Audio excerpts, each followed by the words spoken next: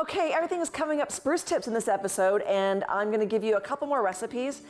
This one is going to be a spruce scented salt. I'm going to use Himalayan salt. You can use one of your favorite coarse salts. It's simple. It's 1 to 1, whatever your ratio is. So we're going to start off with 1 cup of spruce tips packed right in. I'll do a little bit more for good luck. So one of those, we're gonna do 1 cup of sea salt. This one is gonna be the Himalayan salt I'm gonna put in. And we're going to blend it. We'll have to probably push it down a few times as well. Blend it until all the bits of the spruce are cut down into little bits, and the sea salt is to a good, nice, smaller, coarse consistency. Okay, I think that might be it. The oils have been released. It's beautiful, but the trick now is to dehydrate whatever moisture that came out of the tips. And I'm going to do mine. You can do it in your oven on low heat with the door open a bit so that the moisture can come out.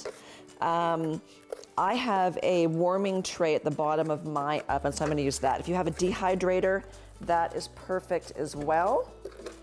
So we'll pop that all on a parchment-lined piece of paper. Make sure you get all the good bits on the bottom. So we're going to spread it out all over. Don't worry if you have a few bigger bits in there. They are perfectly fine.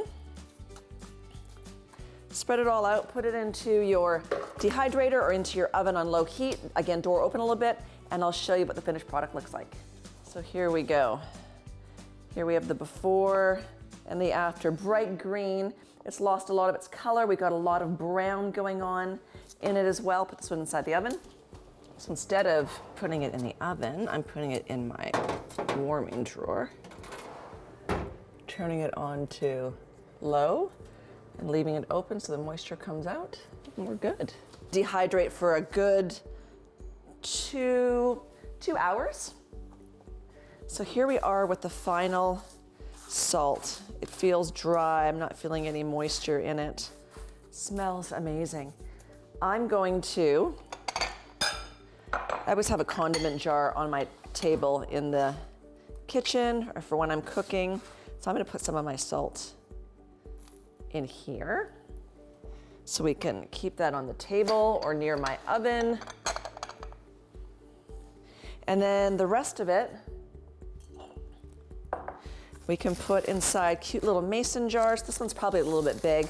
I would use the smaller jelly jars.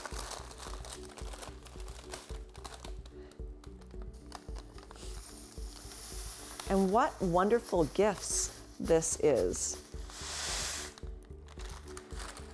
for somebody you love. So the full recipe's on the website for this one. I'm gonna leave the lid off so any additional moisture as it's cooling down is also being released. Now spruce tip vinegar, we're gonna do pretty much the same thing. We're gonna do equal parts of spruce tip to vinegar. Where's my handy dandy jarring apparatus? We'll use this here. So I'm going to put in a cup in each of these jars. And we're going to finish it with some apple cider vinegar. I'm going to do half apple cider vinegar and half vinegar. And then again, this macerates and releases all of its flavor for a month. Put it in an area where it's not completely forgotten so that you're able to give it a shake each day to help the process along. Good. Now we'll do, I'm gonna do 1 with white vinegar, 1 with apple cider vinegar, and 1 with half and half. That way, next year, when it's spruce tip season again, I can compare my notes and see which way I like it best. So here we go. 1 apple cider vinegar. I'm using organic apple cider vinegar. And in the last one, we'll do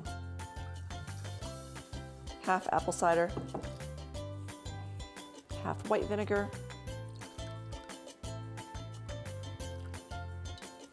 and we'll throw those lids on, give them a good shake, and literally that is it. It is going to be a fun summer. More information on this recipe and the salt, you can obviously go onto the website and I'll have it all written down there for you as well. Hope you enjoy your spruce tips.